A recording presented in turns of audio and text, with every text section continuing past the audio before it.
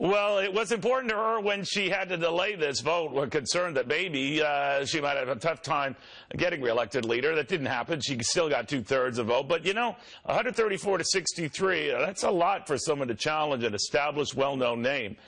So Tim Ryan, the Ohio Democratic Congressman, who just wanted young, fresh blood in there to acknowledge that Democrats have some problems on their hands, and going back to the old guard isn't a way to fix it.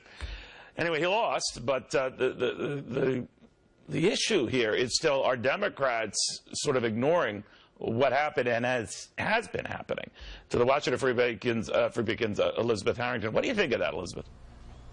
Well, I think it's very clear by sending Nancy Pelosi back into her leadership position that the Democrats have not received the message from November 8th, which is that they have a problem here. They aren't listening to the working class Americans that thoroughly rejected their message on November 8th.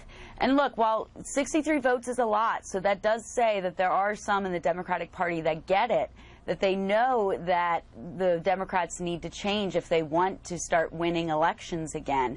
But I don't really expect them to get very far because Nancy Pelosi is in power still. The last time she was challenged with by Heath Shuler in 2010, she completely shut out the Blue Dog Democrats. They didn't have a voice anymore, and Shuler himself was out of Congress in 3 years. And in Ryan's case, you know, he got 20 some odd more votes than that guy did, and I think that guy was relegated to a broom closet when all was said and done. I'm kidding, but to make the point that and when I raised with Tim Ryan, when I spoke to him about this, but he was saying that there were bigger things that this was about. This is Tim Ryan.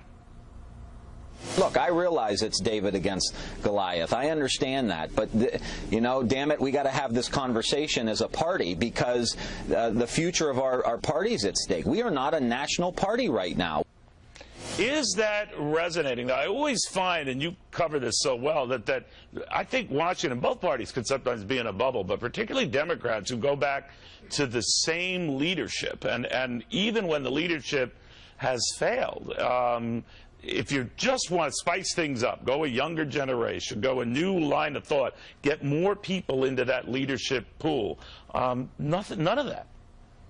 I know. I just don't see it happening either. I mean, Nancy Pelosi is 76 years old, Steny Hoyer's 77, Jim Clyburn's 76, but they're not giving away their power. They're still the top leaders in the House.